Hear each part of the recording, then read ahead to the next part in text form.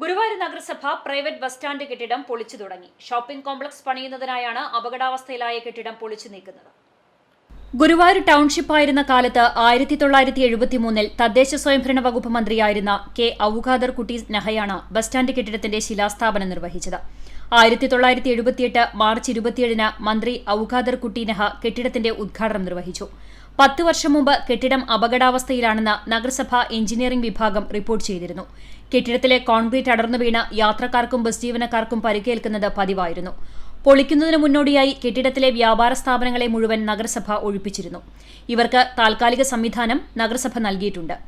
31,56,000 രൂപ നഗരസഭയ്ക്ക് നൽകിയാണ് സ്വകാര്യ കമ്പനി കെട്ടിടം പൊളിക്കാൻ കരാർ എടുത്തിരിക്കുന്നത്.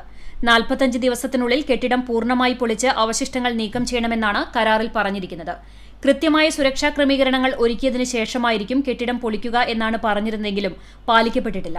കെട്ടിടം പൊളിക്കുന്നത് പൂർത്തിയായാൽ പുതിയ കെട്ടിടത്തിന്റെ നിർമ്മാണം ആരംഭിക്കും. നിർമ്മാണത്തിനായി കേരള ബാങ്കിൽ നിന്ന് 16 കോടി രൂപ വായ്പയെടുക്കാൻ കൌൺസിൽ യോഗം തീരുമാനിച്ചിരുന്നു. പ്രതിപക്ഷം ഇതിൽ വിയോജിപ്പ് രേഖപ്പെടുത്തിയിരുന്നു. വായ്പയെടുക്കാനുള്ള തീരുമാനം നഗരസഭയെ കടക്കണിയിലേക്ക് തള്ളിവിടുമെന്നാണ് പ്രതിപക്ഷത്തിന്റെ ആരോപണം. CCTV news, Guruvayur.